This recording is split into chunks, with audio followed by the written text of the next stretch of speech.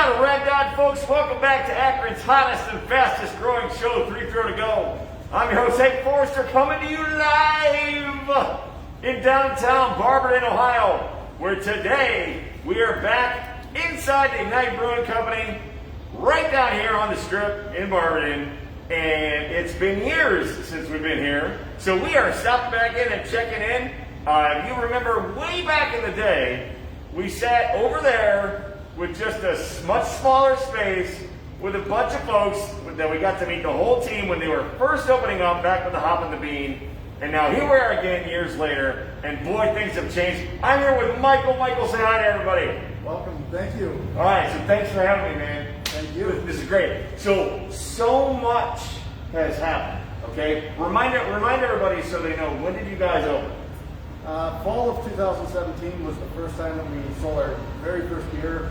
It was back in the manager's office of the old BF Goodrich tire shop, and knocked out the window, and we were much smaller.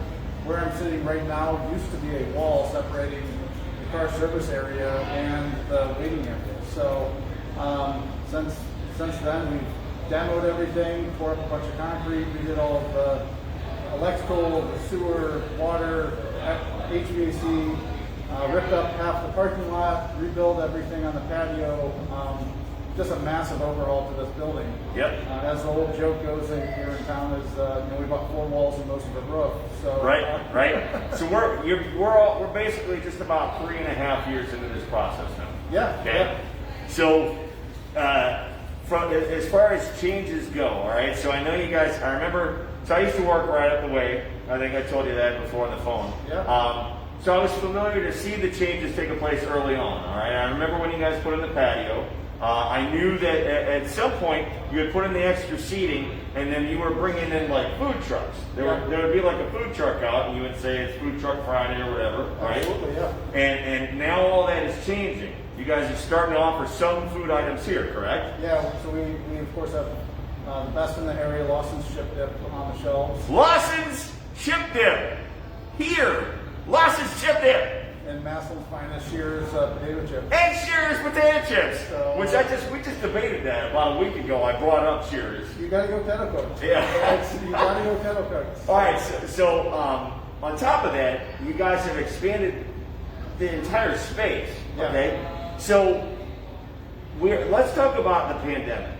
So yesterday was the 1-year anniversary of Ohio being in it. As far as us, it was the first case and the first big decrees by Governor DeWine. Okay, and then this week last year is when everything changed for everybody. Okay, so I know you guys shut down, we shut down, everybody, our DJ stuff shut down. Absolutely. So you guys took that opportunity and that time to reinvest in your property and change things. So talk us through what was that thought process, and what did you guys do? What did you change during that time? And talk really loud so they can hear you. Everything. So the very first thing we did, we have family that lives in Vietnam as well as Italy at the time, and we had some really good feedback as to how those countries were handling the shutdown back as early January through February. So our timeline actually started a few weeks before the shutdown. We made sure that we were able to run a crisis situation, so that we shored up all of our staff so that we would be able to navigate through the summer with no layoffs and no shutdown from that standpoint with our team. Thankful to say that we did that. We were able to hire 2 people to include adding to the head brewer staff team there with our new head brewer. We also, once we knew that we could take care of our staff, we said, okay, how do we make sure that we tell them what's going on, get the COVID curtains up, get the space as safe as it can be, and have good, open, and honest dialogue with our team on how do we run this place the right way and keep everyone safe. And from there, we once we knew that was good, we locked up all of the ingredients to live through the next 6 to 12 months. So we bought thousands of growlers and crowlers and started hand filling cans, and we did over 15,000 cans by hand. It takes 2.9 minutes to hand fill one single can, label seam it, ship it. So once we had those things kind of underway, we then said people are going to need food security right out of the gate. So food insecurity we knew was going to be one of the biggest problems. While we were shut down the entire time, we donated 11% of all sales, not profit, 11% of total sales. And our customers and community members really stepped up to support that. We donated to the Akron County Regional Food Bank and the Barbary Community Foundation COVID Relief Fund. So we were able to get thousands of dollars and over 10,000 meals to the Akron County Regional Food Bank with the support of our customers. That's fantastic. Pretty awesome. Well, let's talk about that, okay? So I remember back when you guys first started, you talked about the 11%. So explain to the community, what does that mean? So our mantra is making beer make a difference. And all of it comes down to 11% of net profit is what is going back to the communities that we serve. Fast forward maybe 10 or 15 years and we're selling beer in Denver, Colorado. We hope to be sitting there with the street team in Denver, Colorado, re-injecting cash back into the community with real projects and real difference making happening. So you have the community of craft that is such a huge resource, and you and I can sit down, have a tasty beverage, and talk about what's going on in the world around us, and ideally be empowered to go do something about it. And we want our team to lead that charge. Yeah, and you know, but I had an opportunity that whole summer. I think it was the summer of 2018, right? 2019. Yeah, the summer of 2018. We went on a tour of a lot of different breweries with the Hop and the Bean. Yeah. And the one thing that I noticed is the craft beer and the craft brewery community really is a community. Absolutely. You guys are very, very supportive of one another. There is competition, but it's not like fierce in some other industries. It's you guys you really work together to enjoy each other's product. So Friday, just a quick side story on that, to prove your point. On Friday, we were meeting with Joe Davinsky down at Block 15. Yep. We had a great cup of coffee Friday or late morning rather, and talking about business and making sure that things are going the right way, making sure that they're doing well, making sure that we're checking in with each other, and just how can we be better businesses, and how can we challenge each other to be better entrepreneurs and better community members. So yeah, and that's great. Those are fun things. And that's great. And just knowing that exists is awesome. Especially not only do you have your own community, but then you also work to support the community you're in, as far as the Barberton area. All right, so let's take a look around. All right, I'm going to flip over here behind the camera, and I just kind of. And again, it's been a couple years since we've been. It's been a couple years since we've been here, so this will be a nice refresher for people that have never seen Ignite Brewing Company. So we have all of our curtains up, everything social distanced, and all those items. Have the screen around the bar. The number one thing that I missed during the shutdown was being able to sit at a bar and have a conversation with the team, and just that was something we had to correct. And having the screens really allowed that to happen. Okay. Just above the bar, there's our thermal imaging camera, which we partnered with Microsoft and Insight Technologies on this summer. Let me zoom in on that. Yeah, so when you walk in through Bay 1 and order a beer, everyone's getting their temperature checked. Wow, are you kidding me? Making sure that we are running as safe a space as we can. And so wait a second. So does it move? Does it? No. Or just points? Stays stacked in place. And it's pointing down, so it can capture up to 10 people walking through the door at once. Okay, so it's basically checking for fevers, for temperature. Yep, anything over 100.4 degrees. So. That's rather remarkable. Yeah, and we were featured on the main platform at Microsoft's Global Insight Partners. So pretty awesome experience with that. So for people that are not familiar, and again, we're on 330 to go right now, so this is not Hop and Bean specific. So there's probably a lot of people watching right now that are not necessarily into the craft brewery scene. Sure. So just to explain to them, this room is called the tap room. Is that correct? Tap room, yes, sir. All right. So this is a tap room, and why? Because there's the taps. We have 16 varieties of beer on draft at all times. Okay. Also some great local wines and other area wines, and we'll be expanding that menu even more over the summer. All right, now you mentioned cans. All right. Yes, so we are. Let me show the Lawson's real quick. There's the Lawson's chip dip. So you got Gotta get the good stuff. Lawson's chip dip, potato chip combo.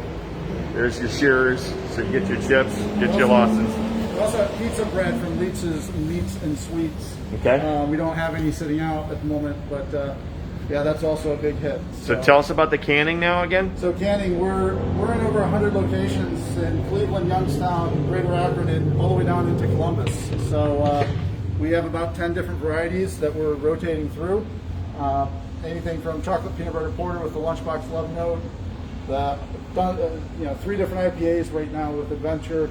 Our brand new Mountain High Haze, which is a hazy IPA, and then 543 double play IPA. So ode to the best double play in baseball. So people can just pop in, like I just saw a lady come in, she bought some cans and bounced out. Yep, and so yeah, facilitating the to-go orders. We also are doing home deliveries Wednesday through Saturday, and you can also find us in your favorite area grocery stores, Acme, Bueller's, and others. Okay. And check out our website, ignite.beer, for a full list of all the locations that we are on draft and have cans available. All right, so I'm panning right, and I'm seeing this outdoor space. Yeah, so about a 6,000 square foot patio. We have the solo stove fire pits out there. We'll roll out more heaters tonight. It's going to be a great evening to be out on the patio, and cornhole sitting out there. And we're anxious for the summer to come up and we get to a better, safer spot. We had a phenomenal Monday night cornhole league going on. Okay. And so we can't wait to bring that back. We have a lot of customers anxious. And ladies wave. I won't zoom in, I promise. You'll punch me. Okay. All right, so talk about the expansion of the space over there. Yeah, so we were able to work with our state representatives, and they were able to rush this through at the start of the pandemic. We built out, when we did the initial construction, the concreted area, but we knew that we needed to provide more seating. We actually have more overall seating here since before the, from a capacity standpoint, since before the pandemic, with the addition of the patio. So we have some big dreams on the whiteboard for building that out, maybe putting some more gas fireplaces, a covered area, maybe an outdoor bar stage, who knows. So anxious to redo that back half of the patio. And we're getting awfully close to restrictions being lifted completely. Okay, so when that happens, like, do you have more seating that's just not out right now? Yeah. Okay. Yeah. So we have a lot more seating, but honestly, we've played it a little more conservative than others. Okay. We will likely keep the 6 feet distancing for some time. Okay. Maybe it's only 2 or 4 weeks after, but the number one comment we received all last year was this was one of the only places people would take their family because they felt safe coming here. And we want to continue to honor that, especially as vaccines are continuing to get out into the marketplace and people continue to get rid of the masks. So. Gotcha. All right, that sounds good. Let me show the list here of all the different beers that you offer. I've had, what did I have years ago? I think I had Prost. Yes. Yeah, I've had Prost. You had to have had the blonde barista. I had the blonde. Yeah, I had the blonde one. Yep. Hop and Bean demanded it. Yes, they did. Yes, they did. All right. So I'm gonna head this way, and this is where the magic happens. Yeah. So this is the back of house. We are brewing today. Megan and Jason are doing a 14-barrel batch. So for those keeping score at home, about 4,500 beers are being manufactured today. Since you've been here, we've almost tripled our fermentation capacity, and more on the whiteboard to grow even more than that. So lots of good stuff. Lots of good stuff going on down there. We in the second from the end is our first kind of foray, dipping our toe into the seltzer area with a sparkling ale. So seltzer, sparkling ale. Lots of good tasty stuff. Tell me what we got going on here. So these are all the different breweries we've been to. Wow. So and these are, to be honest, just in maybe the last 2 or 3 years that we've been to these. So, Okay. Yeah, so it's fun, and we've had several of these breweries stop in here, and just kind of an industry tradition to stop in, say hello, leave a sticker, and yeah, it's a great way to honor it. So this is our beer fridge. So at home, a lot of people have stickers on their beer fridge. Okay. And this is our beer fridge. So come on in. Big door. Yes, big door, lots of beer. So tons of kegs, lots of good stuff, different ingredients, quality control samples there. Oh, I see. Okay, so these kegs over here are ready to go. Ready to go. And these ones are the ones that are already tapped. Yep. Whether, Okay. Yeah, whether they're going out into the marketplace to the local restaurant near you, or they'll be served here. So That's cool. and we keep cycling through. It's about 50 barrels of beer. A barrel is 31 gallons. So what's that math out to? 1,550 gallons of milk sitting there? Half a fraternity party. At least a good start. We used to, back in my Ashland days, we had the green beer bash, and they would for St. Patrick's Day, and they would get, usually it would be 2 kegs worth. It was 2 kegs and a lot of people, and that was a while. That was a while ago. Yeah. Oh, yeah.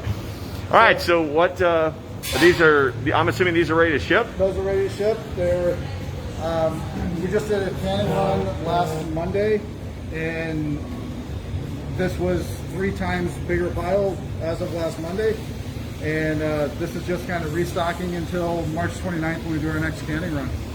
So pretty crazy experience. The mobile canning unit comes in here, sets up shop right where we're standing, and takes the beer straight out of the fermenters and packages it, seams it, seals it, labels it, and ready to roll. Okay, so let's walk right over here. Yeah. All right, so Gwen just coming up. I've been trying to look at some of the comments.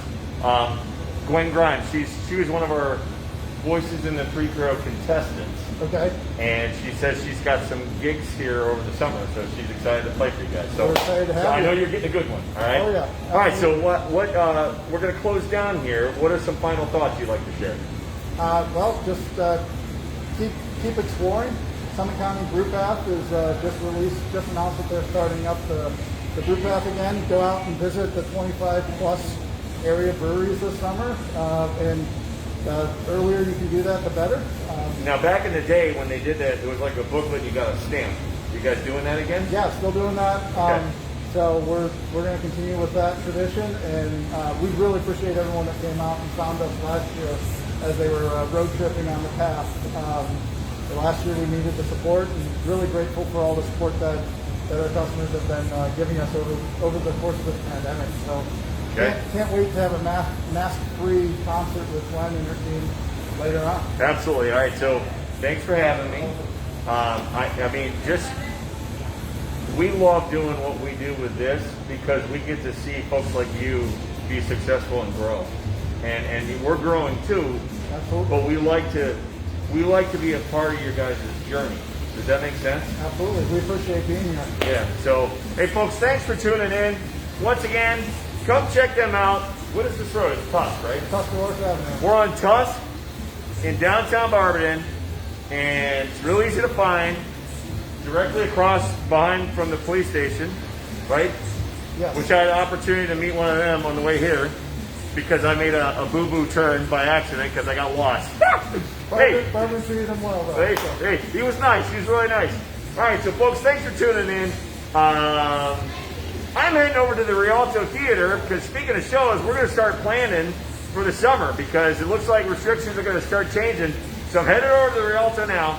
And then my next live will be tomorrow. Once again, a reminder, I'm back out in the community because my kids heading back to school, right? Tomorrow night, I am bringing you live Irish dancing in preparation for St. Patrick's Day. So I have no idea how that'll go, but we'll check it out, all right? Until then, I don't know where I'm going, but there ain't no sense of being late. Everybody out there, say goodnight, Shirley. Good night.